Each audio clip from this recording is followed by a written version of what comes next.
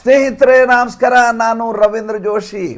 ಕೊನೆಗೂ ಬುಲ್ಡೋಜರ್ ಬಾಬಾ ಬುಲ್ಡೋಜರ್ ಚಲಾಯಿಸಲಿಕ್ಕೆ ಶುರು ಮಾಡಿದರು. ಅಯೋಧ್ಯೆಯ ಬಗ್ಗೆ ಮಾತಾಡ್ತಾ ಇದ್ದೀನಿ, ಯೋಗಿ ಆದಿತ್ಯನಾಥ್ ಅವ್ರ ಬಗ್ಗೆ ಮಾತಾಡ್ತಾ ಇದ್ದೀನಿ. ಸ್ವಾಮಿ ಅನುಕಲ್ಪ ಮಿಶ್ರಾ ಮತ್ತು ಲವಕುಶ ಮಿಶ್ರಾ ಅಂತ ಇಬ್ಬರು. ಇವರು 8 ಜನ ಬಂಧಿತರಾದರಲ್ಲ ಮೊನ್ನೆ ರಾಮ ಮಂದಿರದ ದೇಣಿಗೆ ದೋಚುವ ಕಾರ್ಯಕ್ರಮದಲ್ಲಿ ಪಾಲ್ಗೊಂಡಂಥವ್ರು. ಆ ಇಬ್ಬರ ಮನೆಗಳ ಸರ್ವೆ ಕಾರ್ಯ ಶುರುವಾಗಿದೆ. ಇವತ್ತು ಬೆಳಗ್ಗೆಯಿಂದ ಸ್ಟಾರ್ಟ್ ಆಗಿದೆ. 10:00ವರೆಗೆ ಮೆಜರ್ಮೆಂಟ್ ಮಾಡಲಾಗ್ತಾ ಇದೆ. ಭೂಮಿ ಏನು, ಎಲ್ಲಿಂದ ಬಂತು, ಏನು ಎಲ್ಲ ದಾಖಲಾತಿಗಳನ್ನು ತೆಗಿಲಾಗ್ತಾ ಇದೆ. ನೋಡಿ, ಈ ಅಪರಾಧ ಪ್ರಕ್ರಿಯೆಗಳಿದಾವಲ್ಲ, ಅವು ಕಳ್ಳತನ, ದೋಚೋದು, ಪಿಕ್ ಪ್ಯಾಕೆಟು, ಕೊಲೆ, ಸುಲಿಗೆ ಪ್ರಪಂಚದ ಎಲ್ಲ ಭಾಗದಲ್ಲಿ ನಡೀತಾವೆ. ಆದರೆ ಹಾಗೆ ಆದ ಸಂದರ್ಭದಲ್ಲಿ ಅದರ ಮೇಲೆ ಯಾವ ರೀತಿಯ ಕ್ರಮವನ್ನು ಸರ್ಕಾರ ಕೈಗೊಂಡಿತು ಅನ್ನೋದು ಭಾಳ ಮುಖ್ಯ. ನಾನು ಯಾವಾಗಲೂ ಆ ಕತೆ ಹೇಳ್ತಿರ್ತೀನಿ. ಅಂದರೆ ಬೆಕ್ಕನ್ನು ಸಾಕೋದು ಯಾಕೆ ಅಂದರೆ ಇಲಿಯನ್ನು ಹೆದರಿಸ್ಲಿಕ್ಕೆ, ಇಲಿ ತಿನ್ನಲಿ ಅಂತಲ್ಲ, ಇಲಿ ಬಿಲದಿಂದ ಹೊರಗೆ ಬಂದಿರಬಾರ್ದು, ಹಂಗೆ ನೋಡ್ಕೋಬೇಕು. ಯೋಗಿ ಆದಿತ್ಯನಾಥ ಸರ್ಕಾರದಲ್ಲಿ ಯಾವ ರೀತಿಯ ಪ್ರತಿಕ್ರಿಯೆ ಐತೆ ಅಂತ ಹಗರಣ ಆದ ಸಂದರ್ಭದಲ್ಲಿ ಅಂತ ನೋಡಬೇಕು ಅಂದರೆ ಈಗ ಅವರು ತೆಗೆದುಕೊಳ್ತಾ ಇರುವಂಥ ಕ್ರಮಗಳಿದಾವಲ್ಲ, ಅಂಥ ನಿಷ್ಠುರವಾದಂಥ, ಅಷ್ಟು ಕಠೋರವಾದಂಥ ಪ್ರಕ್ರಿಯೆಗಳು ಅಲ್ಲಿ ಶುರುವಾಗಿದೆ. ನೋಡಿ, ಬಂದಿರುವಂಥ ಆಫೀಸರ್ಸ್ ಹೆಂಗಿದ್ದಾರೆ ಫಸ್ಟ್ ಹೇಳ್ತೇನೆ ನಿಮಗೆ. ಈ ವಿಜಯ್ ವಿಶ್ವಾಸ್ ಪಂತ್ ಅಂತೇಳಿ 2004 ಬ್ಯಾಚಿನ IAS ಆಫೀಸರ್, ಅತ್ಯಂತ ದಕ್ಷವಾದಂಥ ಅಧಿಕಾರಿ. ಆತನಿಗೆ ಈ SIT ತನಿಖೆ ಒಳಗೆ ಹಾಕಲಾಗಿದೆ. ಇನ್ನೊಬ್ಬರು ಸ್ವತಃ CBIನಲ್ಲಿದ್ದಂಥ ಮನುಷ್ಯ, ಇತ್ತೀಚೆಗೆ ತಾನೇ ಇಂಟರ್ಪೋಲ್ನ ಒಂದು ದೊಡ್ಡ ಆಪರೇಷನ್ ಮುಗಿಸಿ ಬಂದಂಥ ವ್ಯಕ್ತಿ, ಕಿರಣ್ ಎಸ್ ಅಂತ, 2008 ಬ್ಯಾಚಿನ IPS ಆಫೀಸರು, ಜೊತೆಗೆ ಒಬ್ಬ ಫಿನಾನ್ಸ್ ಸೆಕ್ರೆಟರಿ. ಈ 3 ಜನರ ನೇತೃತ್ವದಲ್ಲಿ ಇದರ ತನಿಖೆ ಶುರುವಾಗಿದ್ದು. ಆಮೇಲೆ ಮಜಾ ನೋಡಿ, ಈ ಪ್ರಕರಣ ಹೆಂಗೆ ಶುರು ಆಯಿತು ಅಂತ ನಿಮ್ಗೆ ಹೇಳ್ತೀನಿ. ಅದಾದಮೇಲೆ ಆ ಬುಲ್ಡೋಸರ್ ವಿಚಾರಕ್ಕೆ ಹೋಗೋಣ. ಫಸ್ಟ್ ಈ ವಿಷಯವನ್ನು ಇದು ಹೆಂಗೆ ಶುರುವಾಗ್ತಿದ್ದು ಭಾಳ ಚೆನ್ನಾಗಿ ಇದ್ರ ಬಗ್ಗೆ ಹೇಳಲಿಕ್ಕೆ ಎಷ್ಟು ಕುತೂಹಲಕಾರಿಯಾದಂಥ ಕತೆ ಇದೆ ಅದು. ಅಂದರೆ ಈ ಚಂಪತ್ ರಾಯ್, ಅನಿಲ್ ಮಿಶ್ರಾ ಇವರೆಲ್ಲ ಏನು ಟ್ರಸ್ಟಿಗಳಿದ್ರಲ್ಲ, ಇವರೆಲ್ಲ ಏನು ಮಾಡಿದರು, ತಮ್ಗೆ ಯಾರ್ಯಾರು ಬೇಕೋ ಅವ್ರನ್ನೆಲ್ಲ ನೇಮಕಾತಿ ಪ್ರಕ್ರಿಯೆಯಲ್ಲಿ ಸಾಮೂಹಿಕವಾಗಿ ಅಪಾಯಿಂಟ್ಮೆಂಟ್ ಮಾಡಿಸ್ಬಿಟ್ರು. ಇನ್ಯಾವನೋ ಬಂದು ಕೇಳ್ಕೊಂಡ, ಆಯಿತು ನೀ ಸೇರ್ಕೊಂಡ್ರೆ, ಇನ್ಯಾವನೋ ಬಂದ ಅವನು ಸೇರಿಸಿದ್ರು. ಹಿಂಗೆ ಕಂಡವ್ರು ಬಂದು ಅಲ್ಲಿ ಕೆಲಸಕ್ಕೆ ಸೇರ್ಕೊಂಡ್ಮೇಲೆ ಗುಸು ಶುರುವಾಯಿತು. ಏನಂತ, ಒಳಗಡೆ ಹಗರಣ ನಡೀತಾ ಇದೆ, ದುಡ್ಡನ್ನು ಎತ್ಕೊಂಡು ಹೋಗ್ತಾರೆ, ಕಿಸ್ತಾಗಿ ಇಟ್ಕೊಂಡು ಹೋಗ್ತಾರೆ, ಮಾಸ್ಕ್ ಮಾಡ್ತಾರೆ, CCTVನಲ್ಲಿ ಕಾಣಲಾರ್ದಂಗೆ ಮಾಡ್ತಾರೆ, ಆಸ್ತಿಗಳು ಮಾಡ್ತಾ ಇದ್ದಾರೆ. ಆದರೆ ಚಂಪತ್ ರಾಯ್ನೂ ಇದನ್ನು ಗಂಭೀರವಾಗಿ ತೆಗೆದುಕೊಳ್ಳಿಲ್ಲ, ಅನಿಲ್ ಮಿಶ್ರಾನೂ ತಗೊಳ್ಳಿಲ್ಲ. ಅಲ್ಲಿರೋ ಯಾವ ಟ್ರಸ್ಟಿಗಳು ಕೂಡ ಇದು ಭಾಳ ಗಂಭೀರವಾಗಿ ತೆಗೆದುಕೊಂಡು ಆವಾಗಲೇ ಇದನ್ನ ಸರ್ಜರಿ ಮಾಡಿಬಿಟ್ಟಿದ್ರೆ ಇಷ್ಟು ದೊಡ್ಡ ಹಗರಣ ಆಗ್ತಾ ಇರಲಿಲ್ಲ. ಆ ಸಂದರ್ಭದಲ್ಲಿ ಒಬ್ಬ ಪವನ್ ಪಾಂಡೆ ಅಂಥೇಳಿ MP, ಮೊದಲಿನ MP ಆತ ಶುರು ಮಾಡ್ದ. ಸುಮಾರು ಒಂದು 5-6 ಕೋಟಿ ರೂಪಾಯಿ ಅಷ್ಟು ಹಗರಣ ಆಗಿದೆ ಅಲ್ಲಿ. ಅದನ್ನು ಇಮ್ಮಿಡಿಯೇಟ್ 14 ಕೋಟಿ ಅಂತ ಸನ್ಮಾನ್ಯ ಶ್ರೀ ಅಖಿಲೇಶ್ ಯಾದವ್ ಅವರು ಟ್ವೀಟ್ ಮಾಡಿಬಿಟ್ರು. ರಾಮ ಮಂದಿರದ ತನಿಖೆ ಆಗಬೇಕು. ಈತ ಒಂದು ದಿವಸ ರಾಮ ಮಂದಿರಕ್ಕೆ ಬಂದಿಲ್ಲ, ಈತ ಅದೇ ರಸ್ತೆಯಲ್ಲಿ ಓಡಾಡ್ತಾನೆ, ರಾಮ ಮಂದಿರಕ್ಕೆ ಹೋಗ್ಬೇಕಂತ ಈತನಿಗೂ ಅನಿಸ್ಲಿಲ್ಲ, ಈತನ ಹೆಂಡತಿ ಡಿಂಪಲ್ ಯಾದವ್ಗೂ ಅನಿಸಿಲ್ಲ. ಪಕ್ಕದಲ್ಲಿ ಗಾಜಿಪುರಕ್ಕೆ ಹೋಗ್ತಾನೆ, 50 ಕಿಲೋಮೀಟ್ರ್ ಆಚೆ ಇರುವಂಥ ಗಾಜಿಪುರಕ್ಕೆ ಹೋಗ್ತಾನೆ. ಅಲ್ಲಿ ಮುಖ್ತಾರ್ ಅನ್ಸಾರಿ ಮನೆಗೆ ಹೋಗಿ ಫಾತಿಯಾ ಓದ್ತಾನೆ. ಆದರೆ ರಾಮ ಮಂದಿರಕ್ಕೆ ಬರಬೇಕು ಅಂತ ಅನಿಸಿಲ್ಲ. ಆ ರಾಮ ಮಂದಿರದಲ್ಲಿ ವ್ಯವಹಾರ ಆದರೆ, ಅವ್ಯವಹಾರ ಆದರೆ ಈತನಿಗೆ ಭಾಳ ಟೆನ್ಷನ್ ಆಗ್ಬಿಡುತ್ತೆ, ಹಿಂದೂಗಳಿಗೆ ಅನ್ಯಾಯ ಆಗತ್ತೆ ಅಂತೇಳಿ ಈತ ಮಾತಾಡ್ಲಿಕ್ಕೆ ಶುರು ಮಾಡಿದ್ನ. ಇದು ಮುಂದೆ ಹೋಗ್ತಾ ದಿಲ್ಲಿಗೆ ಬರುತ್ತೆ. ದಿಲ್ಲಿಗೆ ಬಂದಾಗ ಅದನ್ನ ಅರವಿಂದ್ ಕೇಜ್ರಿವಾಲ್ ಎತ್ಕೋತಾನೆ. ಅಂದರೆ ಅರವಿಂದ್ ಕೇಜ್ರಿವಾಲ್ ಎತ್ಕೊಂಡಿದ್ದನ್ನ 200 ಕೋಟಿ ಮಾಡ್ತಾನೆ. 5-6 ಕೋಟಿ 7.5 ಕೋಟಿ ಅಂತ ಹೇಳಿದಂಥ ಮೊತ್ತ 14 ಕೋಟಿ ಆಯಿತು, ಡಬಲ್ ಆಯಿತು. ಅಖಿಲೇಶ್ ಯಾದವ್ ಹತ್ರ ಬರುವಾಗ 14 ಕೋಟಿ ಇದ್ದಿದ್ದು ಅರವಿಂದ್ ಕೇಜ್ರಿವಾಲ್ ಹತ್ರ ಹೋದಾಗ 200 ಕೋಟಿ ಪ್ಲಸ್ 3 ಬಾಕ್ಸು ನಗನಾಣ್ಯಗಳು, ಚಿನ್ನದ ಆಭರಣಗಳು ಎಲ್ಲ ಇದ್ದಾವೆ. ಇಷ್ಟು ಕಳವಾಗಿ ಹೋಗಿದ್ದಾವೆ. ಅಷ್ಟಕ್ಕೆ ಮುಗಿಯೋದಿಲ್ಲ, ಅಲ್ಲಿಂದ ಆ ಪಪ್ಪು ಯಾದವ್ನ ಹತ್ರ ಬರ್ತದೆ. ಪಪ್ಪು ಯಾದವ್ ಹೇಳ್ತಾರೆ 400 ಕೋಟಿ ರೂಪಾಯಿ ಹಗರಣ ಆಗಿದೆ ಶ್ರೀರಾಮ ಮಂದಿರದಲ್ಲಿ. ಅಂದರೆ ಏನು, ಯಾವುದೇ ದುಡ್ಡು ಬ್ಯಾಂಕಿಗೂ ಹೋಗಲಿಲ್ಲ, ಡೆವಲಪ್ಮೆಂಟ್ ಆ್ಯಕ್ಟಿವಿಟಿಗೂ ಹಾಕಿಲ್ಲ, ಬಂದಿರೋ ದುಡ್ಡನ್ನೆಲ್ಲ ಎತ್ಕೊಂಡೋಗಿ ಇವ್ರು ಹೋಗ್ಬಿಟ್ರು ದುಡ್ಡು ಅನ್ನುವ ರೀತಿಯಲ್ಲಿ ಇದನ್ನು ಬಿಂಬಿಸಲಾಗ್ತಾ ಇದೆ. ಮಜಾ ನೋಡಿ, ಕೇರಳದಲ್ಲಿ ಕೂಡ ಇಂಥದ್ದೇ ಘಟನೆ ಆತಪ್ಪ. 4 kg ಬಂಗಾರ ಕಳುವಾತು. ಅಂದರೆ ಇವತ್ತಿನ ಕಾಲಘಟ್ಟದಲ್ಲಿ 6 ಕೋಟಿ ರೂಪಾಯಿ. 4 kg ಬಂಗಾರ ಕಳುವಾದರೆ ಹೋರಾಟ ಮಾಡಿ ನೋಡ್ರಿ ಈ ಥರ ಕಳುವಾಗಿದೆ ಅಂದರೆ ಟ್ರಸ್ಟಿಗಳು ತಲೆನೇ ಕೆಡಿಸ್ಕೊಳ್ಳಿಲ್ಲ.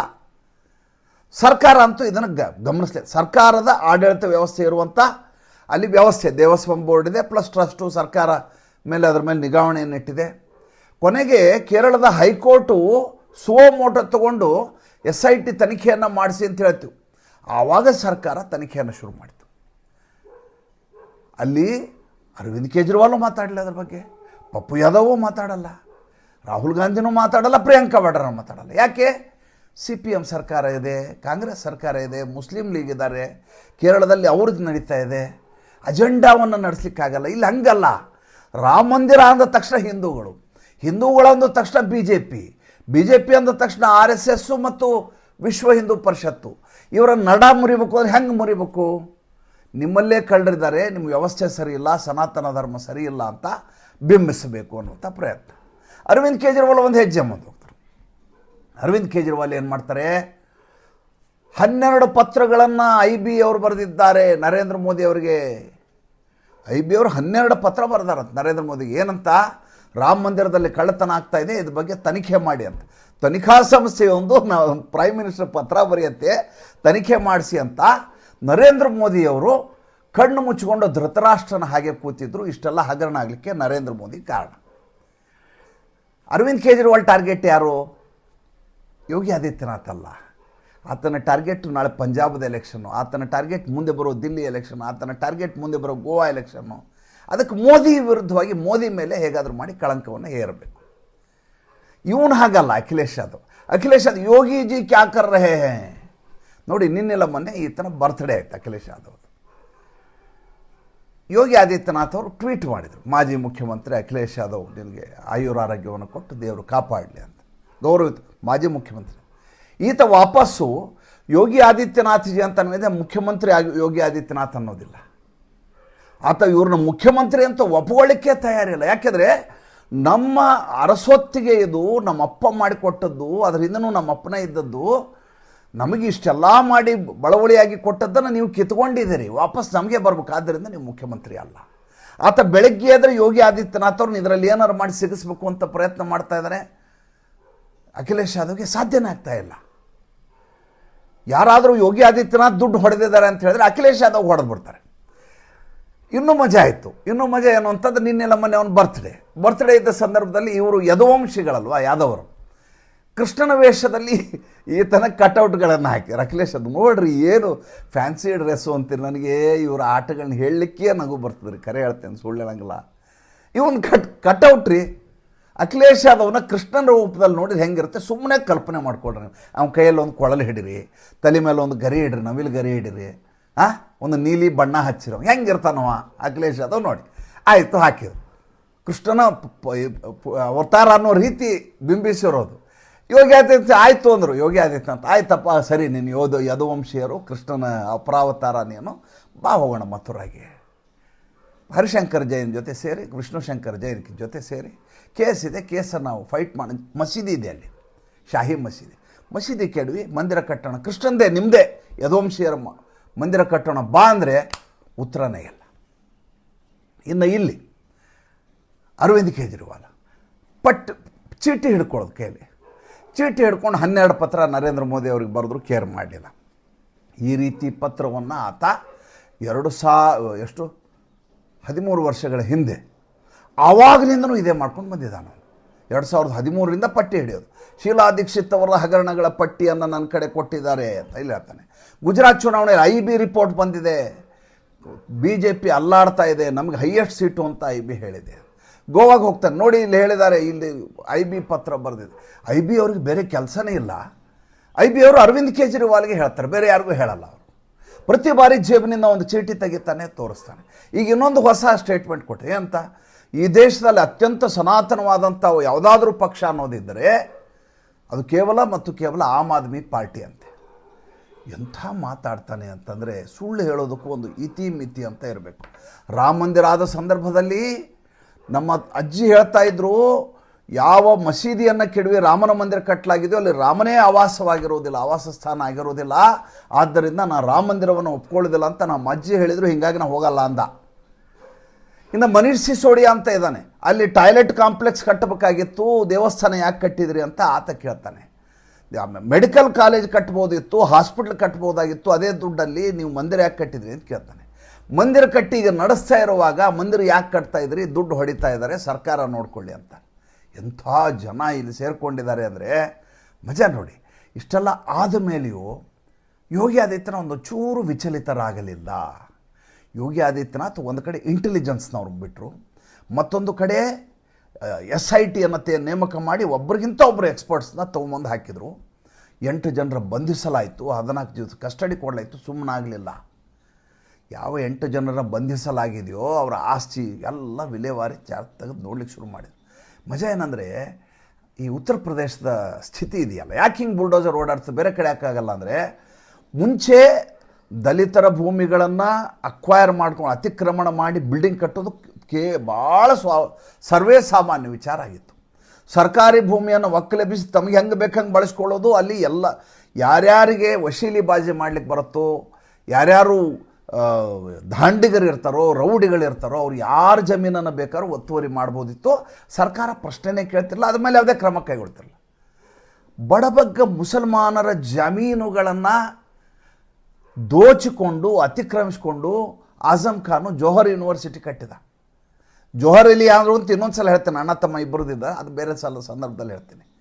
ಒಬ್ಬ ಮಂತ್ರಿಯಾಗಿದ್ದಂಥ ಮನುಷ್ಯ 120 ಎಕರೆನ ಸಾಫ್ ಮಾಡಿಸಿದರು ಯೋಗಿ ಆದಿತ್ಯನಾಥ್. ಅವನು ಯಾವ್ಯಾವ್ದು ಅತಿಕ್ರಮಣ ಮಾಡಿದ್ದ, ಅವನ ಬಿಲ್ಡಿಂಗು, ಅವನ ಆರ್ಚ್, ಅದು ನೋಡೋಕೆ ಜೋಹರ್ ಯೂನಿವರ್ಸಿಟಿ ಆರ್ಚ್ನ ನೋಡಿದರೆ ಯಾವುದೋ 5 ಸ್ಟಾರ್ ಹೋಟೆಲ್ನ ಆರ್ಚ್ ಇದ್ದಂಗಿತ್ತು. ಅಂಥವನನ್ನೇ ಬಿಡಲಾರದೆ ಯೋಗಿ ಆದಿತ್ಯನಾಥ್ ಕೆಡಿಸಿದರು. ಈಗ ಲವಕುಶ ಮಿಶ್ರಾ ಅನುಕಲ್ಪ ಬುಲ್ಡೋಸರ್ ಅಂದರೆ ಏನಿದು? ಬುಲ್ಡೋಸರ್ ಅಂದರೆ ಯಾವ ವ್ಯಕ್ತಿ ಕ್ರಿಮಿನಲ್ ಕೆಲಸಗಳನ್ನು ಮಾಡ್ತಾನೋ ಆತನ ಸ್ಪೈನ್ ಕತ್ತರಿಸ್ಬೇಕು ಅಂದರೆ, ಆತನ ಬೆನ್ನು ಹುರಿಯನ್ನು ಮುರಿದು ಕೆಳಗೆ ಬಿಸಾಕಬೇಕು ಅಂದರೆ, ಆತ ಇನ್ನೊಂದು ಸಲ ಅಪರಾಧವನ್ನೇ ಮಾಡಿರಬಾರ್ದು, ಹಾಗೆ ಆತನ ಕುಟುಂಬ ಬೀದಿಗೆ ಹೋಗುವ ಹಾಗೆ ಮಾಡುವಂಥ ಒಂದು ಆ ಮೋಡಸ್ ಆಪರಂಡಿ ಇದೆಯಲ್ಲ, ಅದರ ಭಾಗವಾಗಿ ಅವರು ಬುಲ್ಡೋಸರನ್ನು ಬಳಸ್ತಾರೆ. ಯಾಕೆಂದರೆ ಅಷ್ಟು ಅತಿಕ್ರಮಣ, ಅಷ್ಟು ಈ ದುರಾಡಳಿತ ಮಾಡಿದಂಥ ರಾಜ್ಯ ಅದು. ಈಗೇನಾಗಿದೆ, ಈ ಅಯೋಧ್ಯೆಯ ಸಂದರ್ಭದಲ್ಲಿ ಇಡೀ ದೇಶದ ಗಮನ ಒಂದು ಕಡೆ ಸುಪ್ರೀಂ ಕೋರ್ಟ್ಗೆ ಹೋಗಿದ್ದಾರೆ. ಸುಪ್ರೀಂ ಕೋರ್ಟ್ಗೂ ಇದಕ್ಕೇನು ಸರ್ ಸಂಬಂಧ? ರಜಾಕಾಲ ಇದೆ, ನಾವು ಜುಲೈ 13ರವರೆಗೂ ನಾವು ಇದು ನೋಡಲಿಕ್ಕಾಗಲ್ಲ, ತ್ವರಿತ ವಿಚಾರಣೆ ಸಾಧ್ಯ ಇಲ್ಲ ಅಂತ ಅಪ್ಲಿಕೇಶನ್ ರಿಜೆಕ್ಟ್ ಮಾಡಿದರು ಅವರು. ತ್ವರಿತ ವಿಚಾರಣೆ ತೊಗೊಳ್ಳಿಲ್ಲ.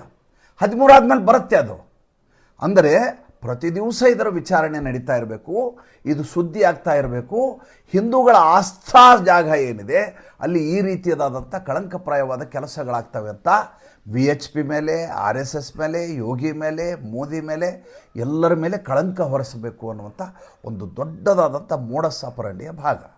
ಇದರ ಮಧ್ಯೆ ಚಂಪತ್ ರಾಯ್ ಇನ್ನೊಂದು ಹೇಳಿಕೆಯನ್ನು ಕೊಟ್ಟಿದ್ದಾರೆ. ನಾನು ಇನ್ನು ಬಿಟ್ಟು ಹೊರಡ್ತೀನಿ, ಒಂದು ಸಲ ಇದು ಎನ್ಕ್ವೈರಿ ನಿನ್ನೆ 3 ತಾಸು ಅವ್ರನ್ನ ಬರೋಬ್ಬರಿ ಹೆಡ್ಮುರುಗಿ ಕಟ್ಟಿ ಎಲ್ಲ ಪ್ರಶ್ನೆಗಳನ್ನು ಕೇಳಿದ್ರು. ನೋಡಿ, ಮಾಡಿದಾರೋ ಮಾಡಿಲ್ವೋ ನಮಗೆ ಗೊತ್ತಿಲ್ಲ ಅವರಿಬ್ಬರ ಬಗ್ಗೆ. ಅನಿಲ್ ಮಿಶ್ರಾ, ಚಂಪತ್ ರಾಯ್ ಸ್ವಜನ ಪಕ್ಷಪಾತ ಮಾಡಿ ಒಂದಷ್ಟು ಜನ ಸೇರಿಸಿದ ಮೇಲೆ ಉದಾಸೀನ ಮಾಡಿದ್ದಾರೆ, ಜವಾಬ್ದಾರಿಯನ್ನು ಸರಿಯಾಗಿ ನಿರ್ವಹಣೆ ಮಾಡಿಲ್ಲ. ಇಷ್ಟೆಲ್ಲ ಕಳ್ಳತನ ಆದರೂ ಕೂಡ ಅವ್ರ ಗಮನಕ್ಕೆ ಬಂದಿಲ್ಲ ಅಂದರೆ ಇವರು ಎಷ್ಟರ ಮಟ್ಟಿಗೆ ಕಾರ್ಯಕೌಶಲ್ಯತೆಯನ್ನು ಹೊಂದಿದ್ರು, ಎಷ್ಟು ಕಾರ್ಯತತ್ಪರರಾಗಿದ್ದರು, ಎಷ್ಟು ಮೈಯೆಲ್ಲ ಕಡ್ಡಾಗಿ ನಡೆಸ್ಕೊಂಡು ಹೋಗಿದ್ರು ಅನ್ನೋದ್ರ ಬಗ್ಗೆ ಅನುಮಾನ ಬರುತ್ತೆ. ಆದರೆ ಇವತ್ತಿಷ್ಟೆಲ್ಲ ಮಂದಿರ ಆಗಲಿಕ್ಕೆ ಮಹಾಕುಂಭ ಸಂದರ್ಭದಲ್ಲಿ ಕೋಟಿ ಜನ ಬಂದಾಗಲೂ ಕೂಡ ನಿಭಾಯಿಸಲಿಕ್ಕೆ, ಮತ್ತು 2 ಬಾರಿ ಪ್ರಧಾನಿ ಬಂದಾಗಲೂ ಕೂಡ ಅಚ್ಚುಕಟ್ಟ ಕಾರ್ಯಕ್ರಮ ಆಗಲಿಕ್ಕೆ ಕೂಡ ಇದೇ ಚಂಪತ್ ರಾಯ್ ಕಾರಣೀಭೂತರಾಗ್ತಾರೆ. 80 ವರ್ಷ ವಯಸ್ಸರಿ, ಮದುವೆ ಆಗಿಲ್ಲ, ಮಕ್ಕಳಿಲ್ಲ, ಸಣ್ಣ ಮನಿ, ದೋಚಿದ್ದಾರೋ ದೋಚಿಲ್ವೋ ಅದರ ನಾವು ನಿರ್ಣಾಯಕವಾದಂಥ ಮಾತುಗಳನ್ನ ಹೇಳಲಿಕ್ಕೆ ಸಾಧ್ಯ ಇಲ್ಲ. ಆದರೆ ಅವರ ಕೊಡುಗೆ ಏನಿದೆ ಅದನ್ನು ನಾವು ಇಲ್ಲ ಅಂತ ನಗಣ್ಯ ಮಾಡಲಿಕ್ಕೆ ಸಾಧ್ಯ ಇಲ್ಲ. ಈಗ ನಾನು ಅಯೋಧ್ಯೆಯನ್ನು ಬಿಟ್ಟು ಹೋಗ್ತೀನಿ, ಒಂದು ಸಲ ವಿಚಾರಣೆ ಮುಗಿದ್ಬಿಡಿ, ನಾ ಇಲ್ಲಿರೋದಿಲ್ಲ. ಅಂದರೆ ಒಬ್ಬ ಮನುಷ್ಯ ಎಷ್ಟು ನೊಂದುಕೊಂಡಿರ್ಬೋದು ವಿಚಾರ, ತಪ್ಪಾಗಿದೆ ಅವರಿಂದ, ಅದ್ರ ಬಗ್ಗೆ 2 ಮಾತೇ ಇಲ್ಲ. ಆದರೆ ಅದರ ರೆಪರ್ಕೇಷನ್ ಅದು ಎಂಥ ನೋವನ್ನು, ಎಷ್ಟು ಘಾಸಿಯನ್ನು ಉಂಟು ಮಾಡಿರ್ಬೋದು. ಆದರೆ ಇದನ್ನೇ ಬಳಸ್ಕೊಳ್ಳುವಂಥ ಅಖಿಲೇಶ್ ಯಾದವ್, ಪಪ್ಪು ಯಾದವ್, ಪ್ರಿಯಾಂಕಾ ವಾಡ್ರಾ, ಆ ಕಡೆ ಅರವಿಂದ್ ಕೇಜ್ರಿವಾಲ್, ಇವರು ಹಿಂದೂ ಧರ್ಮಕ್ಕೆ ಕಳಂಕರಾಗಿದ್ದಾರಲ್ಲ, ಅದು ಬೇಸರ. ನೋಡಿ, 2014 ಚುನಾವಣೆಯ ಸಂದರ್ಭದಲ್ಲಿ ಕಾಂಗ್ರೆಸ್ನವರು ಒಂದು ಕಮಿಟಿ ಮಾಡಿದರು. ಯಾಕೆ ಸೋತ್ವಿ ನಾವು? AK ಆಂಟನಿ ನೇತೃತ್ವದಲ್ಲಿ ಕಮಿಟಿ ನಮ್ಮ ಸೋಲಿಗೆ ಕಾರಣ ಅಂತ ಪರಾಮರ್ಶೆ. AK ಆಂಟನಿ ಅತ್ಯಂತ ಘನಘೋರವಾದಂಥ ಒಂದು ಸಾಲನ್ನು ಹೇಳ್ಬಿಟ್ರು. ಏನಂತ? ನೀವು ಹಿಂದೂಗಳ ಬಗ್ಗೆ ಕೀಳು ಭಾವನೆಯನ್ನು ಹೊಂದಿದ್ದಕ್ಕೆ, ಮುಸಲ್ಮಾನರ ತುಷ್ಟೀಕರಣ ಮಾಡಿದ್ದಕ್ಕೆ ಈ ದೇಶದ ಜನ ನಿಮಗೆ ಈ ರೀತಿಯ ಶಿಕ್ಷೆಯನ್ನು ಕೊಟ್ಟಿದ್ದಾರೆ. ಹಿಂದೂಗಳ ಮನಸ್ಸನ್ನು ನೋಯಿಸಿದ ತಪ್ಪು.